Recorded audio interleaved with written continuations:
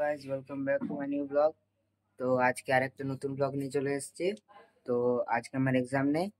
তো কালকে কালকে এসএসটি এক্সাম আছে, আজকে এক্সাম নেই। তো আজ আমার ছুটি আছে এই জন্য। তো এখন বাইরে গেছিল আর আমার জন্য কচুরি এনে দিল।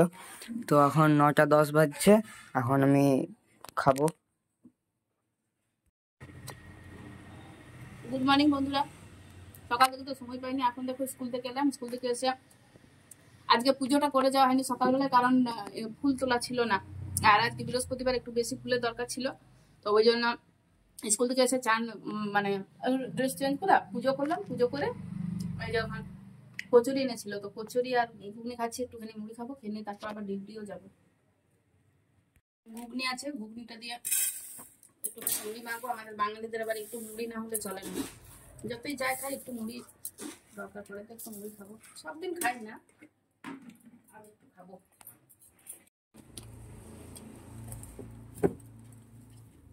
একটু আচার তেল নিলে হলো, আচার তেলটা নেওয়া হলো না, গন্ধটা বেশ ভালো লাগে।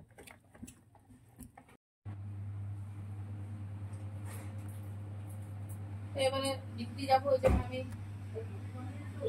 না রেডি হয়ে গেছি, ডিউটি ড্রেস করে নিয়েছি। পেট ভরে গেছে কচুরিতে।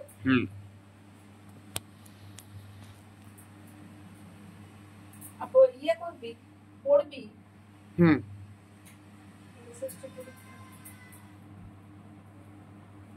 চলো বেরোবো। এসএসটি পরীক্ষা তো রোজই আসতে থাকে। এদিকে দেখো সন্ধ্যার সময় ছেলেটা গপুকে রেডি করিয়ে সন্ধে দিয়েছে, আর গপুকে এখানে খাবার দিয়ে দিয়েছে, রাত্রের খাবার।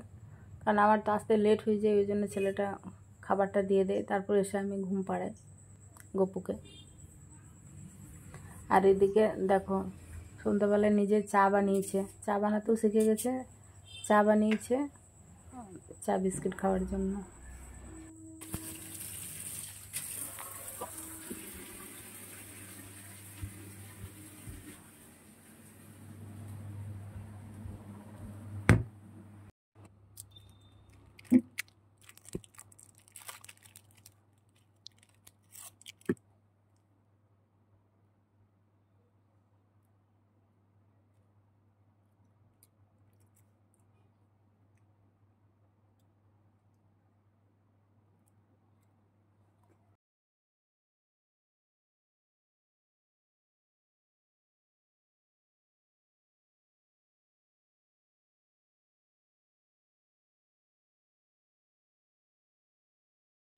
তো আমি ডিউটি থেকে চলে এলাম, ডিউটি থেকে এসে দেখো গরম গরম চা পেয়ে গেলাম হাতে।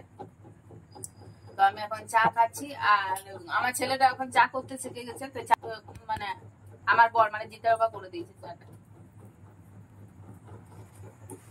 চাটা খেয়ে নিয়ে তারপর ইয়ে করবো, রুটি করবো।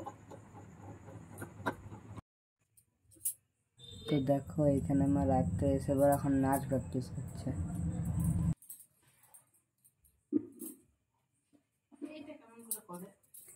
আজকের ব্লগটা এখানে শেষ করছি, দেখা হচ্ছে নেক্সট ব্লগে। ততক্ষণে তোমরা চ্যানেলটা আমার সাবস্ক্রাইব করে দিও, আর লাইক কমেন্ট আর শেয়ার করতে কিন্তু ভুলো না। Bye bye.